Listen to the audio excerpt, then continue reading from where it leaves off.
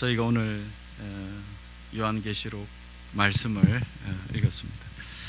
말씀 중에서 계시록 말씀이 좀 어렵긴 하지만 오늘 설립 6주년에 교회들에게 하시는 말씀으로 오늘 함께 주님이 저와 여러분들에게 기록된 말씀을 통해 귀한 말씀 주시기를 바랍니다. 혹시 하석주 발음이 맞죠? 하석주라는 축구 선수를 기억하시는지 모르겠습니다. 제 기억으로 이 선수는 왼발의 달인 이렇게 불렸던 것 같고, 또 기억에 남는 것은 98년도 월드컵 때 우리나라가 멕시코하고 경기를 했었을 때 첫 골을 넣었습니다. 그때 기억이 가물가물하긴 하는데 첫 골 넣었다고 좋아했던 그런 기억이 좀 가물거립니다. 그런데 그 첫 골의 기쁨도 잠시 이 하석주 선수는 상대방 선수에게 백태클을 했다는 이유로 퇴장을 당하지요. 그리고 난 다음에 그 경기에서 우리나라는 상대방 멕시코에게 3대1로 졌습니다. 당시에 이 하석주 선수를 억수로 욕을 했습니다. 저렇게 첫 골을 넣었더니 그렇게 해가지고 백태클을 했느냐 이런 그런 욕을 했던 그런 시간들이 언뜻 기억이 나는 것 같았습니다. 근데 이 선수가 기독교 방송 간증 프로그램에 아내와 함께 나온 것을 우연한 기회로 보게 되었습니다.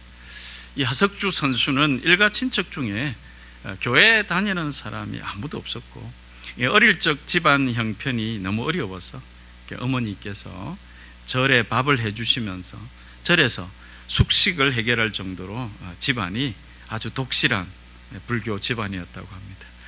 저희 집안도 독실한 불교 집안이었는데 어쨌든 그런 독실한 불교 집안에서 자랐다고 합니다.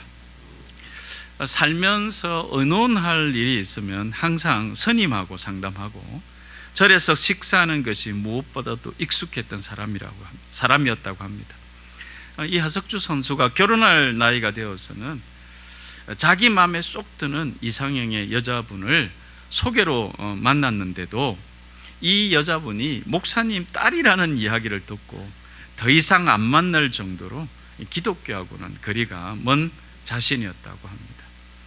그 이후로 지금의 아내를 다시 소개로 만났다는데, 이제 자기 아내 될 이분을 소개로 만났을 때의 조건은 이 여자분이, 이 자매님이 교회를 가끔씩 다녔다고 그래요. 그래서 이제 하석주 선수의 표현을 빌자면 이 교회를 좀 설렁설렁 다니는 그런 사람이었다고 느꼈다는 거죠. 그래서 이 정도면 내가 결혼해서 확실하게 교회를 못 다니게 할 수 있겠구나, 이런 생각이 들었다고 합니다. 그래서 결혼을 했다지요. 그런데 이제 결혼을 하고 첫 애를 낳고 자기 부인이 이 아랫집에 사는 집사님의 인도로 교회를 다시 다니게 되었는데, 이 다닐 뿐만 아니라 너무 열심히 이게 다니더라는 거죠. 그때부터 이제 집안의 갈등이 시작이 됐대요. 어머님과 특히 갈등이 조금 더 심하게 되었답니다. 그런데 이제 이 하석주 선수의 부인의 그 눈물의 기도였을까요? 하석주 선수가 아내와 함께 교회를 다니게 되었다는 거죠. 교회를 이제 등록하면 이제 보통 교회에서 새신자 교육이라는 것이 있지 않습니까? 하석주 선수도 그 교회에 등록해서 몇 주에 걸쳐서 새신자 교육을 받게 되었답니다. 교육을 다 마치고 이 주변에서 이제 이 하석주 선수한테 이런 얘기를 했답니다. 교육도 마치고 했으니까 목사님에게 좀 선물이라도 하면 어떨까, 이런 얘기를 했대죠. 원래 이제 좀 그런 갈래가 있다, 그런 게 좋겠다, 이런 얘기를 이제 하니까 이제 자기 부인도 있고 해서 고민을 많이 했겠죠. 선물을 하면 좋겠는데 어떤 선물을 할까 이렇게 고민하다가 드디어 목사님께 선물을 드렸다. 근데 이제 이 선물이 이제 발렌타인 21년산이었다고 합니다. 발렌타인 21년인데 저는 이제 이렇게 웃었는데 나는 못 웃었어요. 이 발렌타인이 무엇인지를 모르겠더라고. 초콜릿인가? 뭐 이렇게 발렌타인 21년 산? 그건 분명히 술에 붓는 건데 뭐 이런 생각을 했는데 이제 제가 알게 된 것은 MC분의 이런 질문에 대한 답으로서 하석주 선수가 얘기를 했던 거죠. 어떤 질문을 했냐면 이 MC가 근데 하석주 집사님께서 예전에 새신자 교육을 받으시고 목사님께 너무 감사해서 술을 선물하셨다면서요? 라는 질문에 발렌타인 21이라는 산이 이제 나와서 그때 알았습니다. 제가 그때는 그냥 뭐 술이라는 것때 같이 웃었는데 이제 이 설교를 준비하면서 자료의 정확성 때문에 찾아봤어요. 발렌타인 21이 뭔지를 찾아보니까 위스키더라고요. 술이더라고요. 술을 위스키인데 제가 날 잘 모르는데 근데 이제 가격이 꽤 비싸더라고요. 가격이 한 20만 원 정도 한 병에 그런 이제 가격이었어요. 뭐 별로 안 비싼가 본데 어쨌든 제가 볼 때는 억수로 비쌌어요. 한 병에 20만 원 뭐 이렇게 이제 됐는데 그리고 이제 저는 이제 막 이런 생각이 스쳤습니다. 만약 우리 교회 성도님 중 한 분이 목사님 너무 감사합니다 하면서 위스키나 막걸리를 선물을 했다면 나는 어떻게 할까? 뭐 이런 겁니다. 실제로 저한테도 이제 목사님 감사하다고 해서 와인을 선물한 분도 계시거든요. 와인을 선물했는데 어쨌든 이렇게 했었을 때 만약에 성도님 뭐 이러시면 안 됩니다. 이렇게 얘기를 해야 되나? 또 너무 감사합니다. 이렇게 받고 이제 주셨으니까 그 성의 때문에 집에 가서 개봉하고 또 한잔 해야 되는 건가? 이렇게 이제 한 번도 안 해봤는데 뭐 이런 선물을 가지고 이제 마셔야 되나? 먼저 물어볼 거 아니에요. 뭐 어쨌든 그러면 괜찮던데 이렇게 얘기해야 되나? 뭐 이런 고민을 했던 것 같습니다. 그런데 저는 그때 그 받았던 와인은 다른 분한테 그냥 드렸던 것 같아요. 다른 분이 누군지는 기억이 안 나는데 그 와인을 보고 아주 좋아하신 분한테 제가 드렸던 기억이 납니다. 그래서 이제 이런 생각도 좀 해보면서 그랬습니다. 그리고 이제 하석주 집사님으로부터 그 이제 발렌타인 21년 산을 받으신 그 목사님은 아무 소리도 안 하시고 받으셨다고 그럽니다. 아마도 믿은 지 얼마 안 되고 하는 그분의 마음을 아셨고 그 마음을 그 목사님께서도 아마 받으셨을 거 아니겠는가, 마음을 받으실 것 같다 이렇게 생각합니다. 당시 그 선물을 했던 하석주 선수는 정말 목사님께 좋은 것 드려야 되겠다는 생각으로 자기가 좋아하고 자기가 보기에 좋은 것을 고민해서 드렸을 겁니다. 이 간증을 들으면서 잠시 제가 하나님께 드리는 것에 대해서 생각해 보았죠. 내가 좋아하는 것, 내가 보기에 귀해 보이는 것이 때론 하나님 보시기에는 아이고 하실 수 있겠구나. 그렇지만 그냥 그 마음 보시고 그저 받아주시는 하나님 마음이 읽혀지기도 하고 돌이켜보면 저도 그런 철이 없었던 시절이 있진 않았을까 이런 마음도 들고 그랬습니다. 오늘은 거룩한 빛 예수물 교회 설립 6주년을 기억하며 예배하는 주일입니다. 이 날을 기억하고 기념하는 이유는 그동안의 시간들을 잠시나마 돌아보기 위함입니다. 하지만 그냥 이런 일이 있었지, 이런 일도 있었네, 이런 각자의 기억 혹은 소개에서 그치지 않고 오늘 말씀을 통해 지난 흔적을 돌아보았으면 좋겠습니다. 교회의 지난 흔적을 말씀을 통해서 돌아보는 것은 교회의 흔적뿐만 아니라 이런 시간을 통해서 자신의 시간도 함께 교회로서 살아온 자신의 시간도 돌아보는 그런 시간이 동일하게 될 거라고 확신합니다.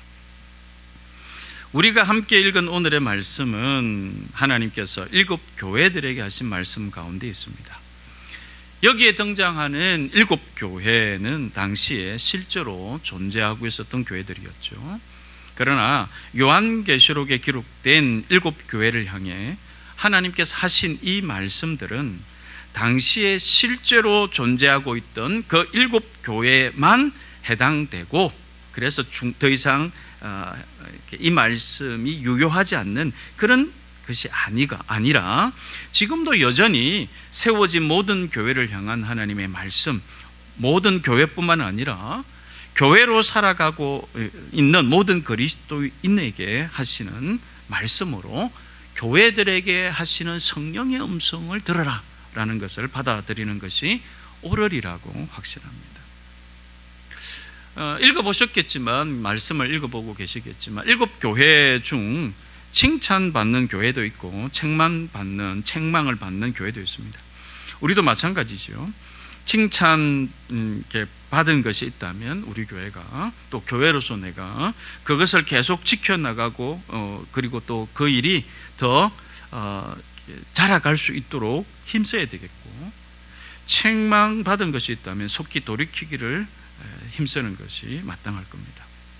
그래서 우리도 이 말씀을 늘 새겨 들어서 건면하시고 경고하시는 내용들 중에 우리 교회가, 그리고 우리 각자가, 교회로 살아가는 우리 각자가 바로 세워져야 할 것들을 다시 한번 더 돌아보고, 그래서 바로 세워가고 또 칭찬하신 부분들이 우리 교회가 가지고 있다면 겸손하게 더 잘해 나가도록 그런 힘쓰는 시간이 오늘 말씀을 통해 있었으면 좋겠습니다.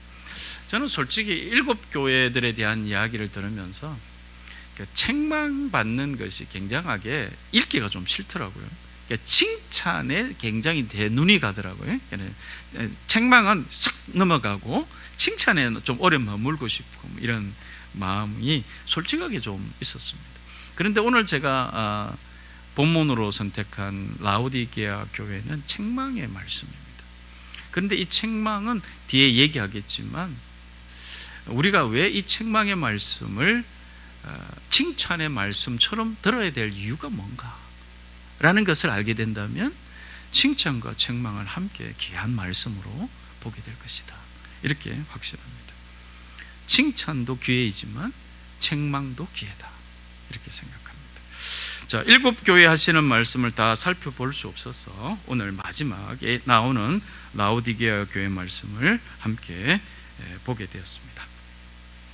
하나님께서 교회들에게 하시는 말씀으로 7교회들에게 주시는 말씀들을 이렇게 살펴보면 공통적으로 계속 등장하는 두 가지가 있습니다. 그 두 가지는 내가 안다라는 것과 이기는 자라는 말씀입니다. 하나님께서는 7교회들에게 이렇게 계속 말씀하시죠. 나는 내 행위를 안다. 나는 내 행위를 안다. 이 안다는 말은 이 용어를 성경에서 어떻게 쓰느냐, 실제로 주님께서 아신다는 거예요. 우리를 다 아신다는 거죠. 그러나 이 말에 뉘앙스라는 것이 있어요. 뉘앙스라는 것이 어떤 뉘앙스로 말하느냐에 따라서 우리가 받아들이는 것이 좀 다를 수 있어요. 보통 한글에서 이제 안다라고 얘기했었을 때 뉘앙스를 먼저 좀 접근해 보면서 살펴보고 싶은데, 보통 엄마나 선생님이 애들을 혼날 때 이런 말을 하죠. 너 내가 다 알아? 이제 이 말은 내한테 숨기거나 속이려고 하지 마. 내가 다 알아. 그래봤자 손바닥 아니야. 그래서 약간 상대방을 구석으로 코너로 몰 때, 제압하려고 할 때 이런 말을 쓰기도 하죠. 그래서 나는 내가 지난 여름에 한 일을 알고 있다, 이런 영화가 공포 영화이죠. 다 알고 있다, 이러면 공포 영화가 되는 거죠. 자, 그런데 한편으로 내가 다 알아, 괜찮아, 내가 다 알지, 이런 따뜻한 어조에 내가 다 알아는 내가 네 마음 다 알지, 괜찮아, 네가 그렇게 한 거 알고 있어, 네가 어떻게 살고 있었는지, 내가 어떻게 이렇게 삶을 살았는지 내가 다 알지, 왜 모르겠어. 이런 따뜻하고 위로와 격려를 할 때도 내가 다 알아 라고 말씀이 들려질 때도 있다는 거죠. 그래서 내가 너무 힘들어서 말조차 못하고 있을 때 누가 등을 토닥거리면서 내가 다 알아, 그러면 무서운 게 아니고 갑자기 눈물이 왈칵 쏟아질 것 같을 때, 하나님께서 7교회들을 향해 내가 내 행위를 다 안다고 했었을 때 그 의미는, 제가 말씀을 보고 또 여러분들에게 나누고 싶었을 때 발견한 뉘앙스는 후자입니다. 후자에 가깝다고 생각합니다.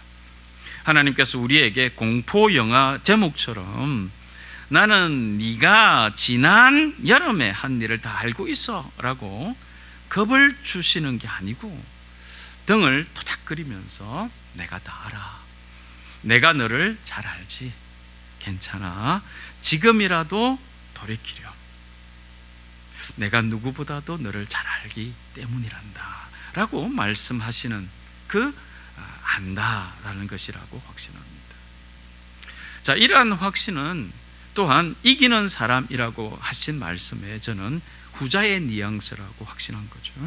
여기서 이긴다는 말은 다른 사람보다 더 잘하게 되어 다른 사람보다 우위에 있어서 그 사람을 이기는 그런 이김을 말하는 것이 아닙니다. 그러니까 제압하고 정복해서 독점하는 것으로서의 이긴다 이런 얘기가 아니라는 거죠. 이긴다는 것은 이 땅에 사는 동안 교회로서 살아가는 각자가 그리고 모이는 교회가 하나님의 말씀대로 잘 세워져 잘 자라가는 것을 말합니다. 곧 하나님을 거부하고 인정하지 않는 이 세상에서 하나님이 살아계심을 증거하는 존재로 살아가는 것이 바로 이기는 사람입니다. 그래서 하나님께서는 지금 칭찬받고 있는 교회도 지금 책망받고 있는 교회도 모두 이기는 교회, 이기는 사람이 되기를 바라시고 계시다는 것이죠. 그러기에 하나님이 우리를 다 알고 계신다는 것을 인식하고 하나님께 올바르게 반응하며 살아가는 사람이 바로 이기는 사람이 될 수 있습니다. 기독교에 이기는 것은 자기 죽음입니다. 로마에서 기독교가 핍박을 받았죠. 그래서 죽이면 기독교가 소멸할 거라고 생각했는데 기독교 역사학자들의 증언은 한 사람의 기독교인이 콜로세움에서 죽을 때에 100명의 로마 시민이 주께로 돌아왔다. 이렇게도 기록하고 있습니다. 기독교에 이기는 것은 자기 죽음이다. 그래서 그리스도의 부활에 참여하는 그 능력의 삶을 사는 것이다. 이렇게 말씀을 우리가 다시 보게 되는 것 같습니다. 자, 그렇다면 저는 오늘 본문을 통해서 말씀이 끝난 것으로 생각하면 안 됩니다. 이제 시작하는 거니까 여러분 힘을 내셔서 들으셔야 되겠습니다. 네, 말씀이 길어서 벌써 끝나나 이렇게 생각하시면 안 되겠습니다. 자, 저는 오늘 본문을 통해서 두 가지 교회로 살아가기 위해서 우리가 돌아보아야 될 내용들을 간략하게 두 가지만 살펴봄으로써 말씀을 마치고자 합니다. 그래서 오늘 이 말씀을 통해서 우리 교회가 계속해서 7주년, 8주년 그렇게 횟수가 계속 늘어갈수록 하나님이 보시기에 좋은 교회, 건강한 교회로 세워져 가기를 바랍니다. 자, 첫째는 너무 기초적인 것이지만 너무도 중요한 것이죠. 그것은 바로 교회의 출발에 대한 것입니다. 이것은 곧 이런 질문이 되기도 합니다. 곧 교회로 살아가는 우리의 출발은, 그러니까 교회의 출발에 대한 질문은 곧 교회로 살아가는 우리의 출발에 대한 질문과 동일하기도 하죠. 그래서 우리의 출발은 어디에 있는가? 여러분 14절의 본문을 보면 오늘 읽었던 말씀이 14절부터 시작되죠. 그래서 14절의 말씀에 이렇게 되어 있습니다. 하나님의 창조의 처음이신 하나님의 창조의 처음 이렇게 나와 있는데, 자, 우리의 출발을 여기 이 말씀에서 우리가 중요하게 보아야 될 부분이 있습니다. 하나님께서 말씀으로 이 모든 세상 만물을 만드셨다는 것을 믿고 받아들이는 것에 출발을 말합니다. 그리고 그 사실은 예수 그리스도를 믿는 믿음 안에서 비로소 시작됩니다. 저희가 예수 그리스도를 그렇게 중요하게 강조하는 이유는 예수 그리스도 안에서 하나님의 영광의 빛을 알 수 있다라고 말씀하셨기 때문에 그렇습니다. 예수 그리스도를 믿음으로만 구원을 받는다는 이 말씀 때문에 그렇습니다. 구원의 은혜 안에 있어야 하나님의 창조의 출발을 알 수 있다. 이것이 성경의 가르침입니다.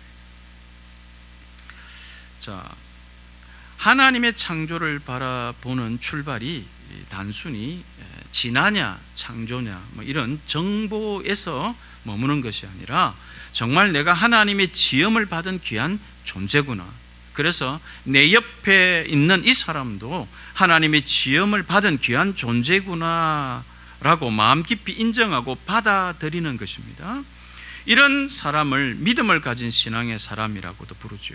자, 이것이 되어야 그 창조주 하나님께서 말씀하신 것으로 성경을 읽게 되고 성경에 쓰여진 그 말씀대로 세상을 이해하고 내게 일어난 일들을 해석하게 되는 일이 자연스럽게 따라오게 됩니다.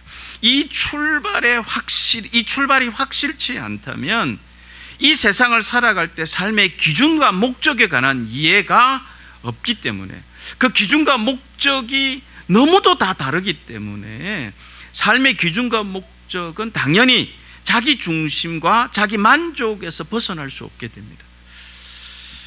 만약 우리가 너무 경황이 없고 바쁘다는 이유로 지금까지 이 출발에 대해서 다시 한 번 더 고민하고 살피지 못했다면, 그래서 지금 내가 살아야 가는 이유와 기준, 목적이 내한테 있다고 계속 생각하면서 앉아 있다면, 저는 오늘 첫 번째 이 출발에 대한 말씀을 다시 한 번 더 들으시기를 바랍니다. 하나님이 태초에 천지를 창조하셨습니다. 하나님으로 말미암아 모든 시작이 되었습니다. 역사와 시간은 하나님으로부터, 그래서 역사의 시간과 그 종말은 하나님으로 말미암아 이렇게 될 것이라고 성경은 우리들에게 말씀하고 있습니다. 혹시 오늘 오신 여러분들 가운데서 이 창조에 대한 말씀이 여전히 받아들여지지 않는다면 이 예배는 이제 기회이죠. 문을 두드리시는, 여전히 물어보라는 거죠. 하나님이 계시니까 물어볼 수 있지 않습니까? 물어보십시오. 나는 잘 안 믿어지는데 나 같은 사람도 도와주실 수 있습니까? 이렇게 물어보십시오.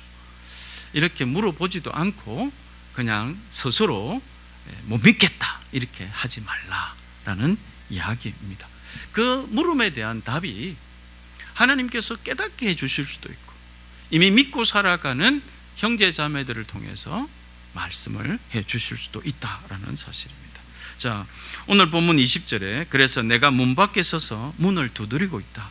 누구든지 내 음성을 듣고 문을 열면 나는 그에게로 들어가서 그와 먹고 그는 나와 함께 먹을 것이다. 문 밖에서 두드리시는 분이 예수라는 것을 여러분 놀랍게 여기셔야 합니다. 내 문 밖에 예수가 아닌 다른 것이 있다면 내 삶은 여러분 절대로 복되지 않습니다. 여러분 어떤 것이 나와 영원히 함께 계시겠다 이렇게 얘기한 적이 어디 있습니까? 여러분 밖에서 돈이 기다리고 있다. 문에서 돈이 나를 두드리고 기다리고 있다. 명예가 기다리고 있다. 뭐 그것도 괜찮지요. 그런데 여러분 세상에서 내가 영접해서 사는 것은 영원히 있을 수 없습니다. 그런데 주님은 뭐라 그랬습니까? 내가 그에게로 들어와 그와 먹고 그는 나와 함께 먹을 것이다. 그리고 아버지 우편에 앉은 것처럼 그는 나와 함께 보좌에 앉을 것이다. 여러분 이렇게 우리들에게 말씀하신 문 밖에 서서 두드리는 주님이 누가 있습니까? 이런 주님의 말씀을 음성을 들으시기를 바랍니다. 두 번째는 움직이는 것, 반응하는 것입니다. 이제 내가 하나님으로부터 시작된 출발한 귀한 존재임을 알고 믿게 되었다면 이것이 예수 그리스도를 통한 하나님의 구원의 일들을 믿음으로 인한 것이었다면 우리는 이제 출발선에 서 있는 것이고, 그리고 출발선에 머물러 있으면 안 된다는 사실을 아셔야 합니다. 출발선에서 하나님이 말씀하시는 그 방향을 향해 움직여야 합니다. 여기서 중요한 것은 속도가 아니라 방향입니다. 조금씩이라도 하나님이 말씀하시는 그 방향을 향해 움직일 때에 우리의 태도와 자세, 삶의 습관들은 점점 하나님이 말씀하시는 그곳에 어제보다 더 가까이 서게 되는 변화를 경험하게 될 것입니다. 이렇게 예배에 나오시는 것도 제가 생각할 때는 방향을 향한 반응 중에 하나일 것이다라고 확신합니다. 그런데 만약 우리가 출발선에 선 채로 여전히 내 만족과 내 기준으로 강하게 있다면 우리는 하나님이 말씀하시는 그곳에 가까워지지 못한 채로 출발선에서만 머물러 있을 수도 있다는 것입니다. 그 상태는 마치 오늘 본문에서 라오디게아 교회를 향해 책망하셨던 것처럼 너는 차지도 않고 뜨겁지도 않다. 내가 차든지 뜨겁든지 하면 좋겠다라는 말씀과 같은 상태가 아닐까 합니다. 이 차든지 뜨겁든지 하는 것은 반응이죠. 반응. 움직여라는 거죠. 이 말씀을 듣고 그냥 머물러 있지 말고 반응하라. 하나님께서 우리에게 이 말씀을 하고 계시는 것, 이것을 오늘 예배를 통해서 이 반응을 먼저 보이고 계시다. 이것도 그 방향을 향한 움직임이다. 이렇게 생각합니다. 하나님이 말씀하시는 것을 향해 움직이거나 나아가지도 않고 하나님의 말씀으로 내 삶이 조금도 변할 여지도 없는데 내가 하나님을 믿기는 믿습니다라고 말하는 것은 하나님께서 원하시는 상태가 아니라는 것을 아셔야 합니다. 비록 내가 지금 내가 내 삶의 모습과 하나님이 기뻐하시는 것이 약간 거리가 있게 느껴질지라도 조금씩이라도 그것을 향해 하나님의 그 방향을 향해 움직이고 반응하고 있다는 것이 중요하죠. 예전에 내가 어떻게 했는지가 중요한 것이 아니고 지금 내가 이 믿음, 이 신앙을 따라 살아가며 움직이고 반응하고 그 방향을 향해 있는가라고 중요합니다.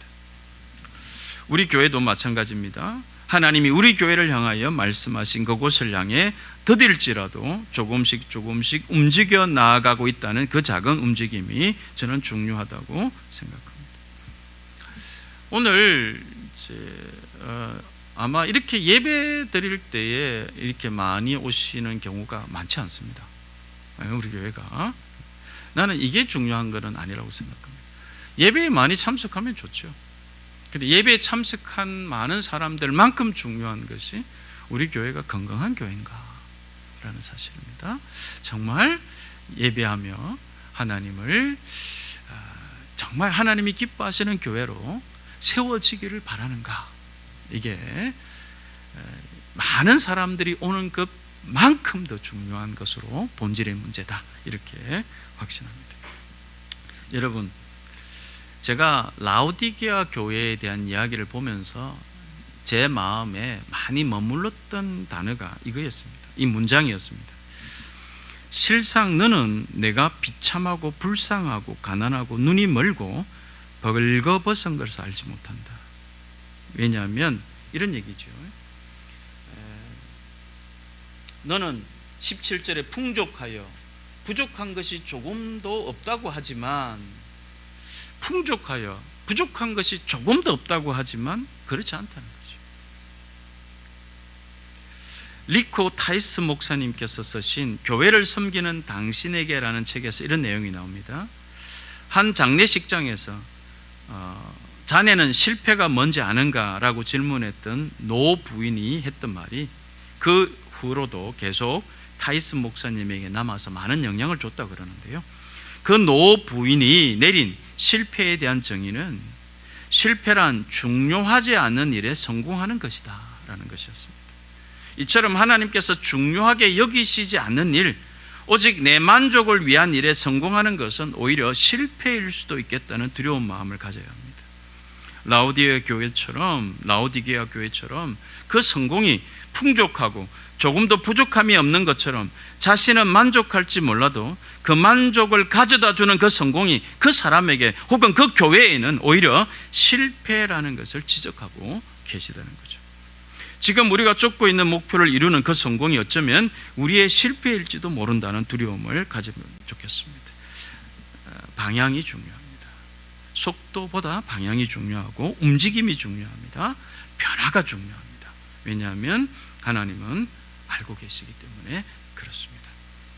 말씀을 마무리합니다. 그 교회로 살아간다는 것은 먼저 믿는 한 사람 한 사람이 이 세상에서 교회라는 존재로 살아가는 것을 말하고 그런 사람들이 모이는 공동체로 일정한 장소에 모이는 교회가 됩니다.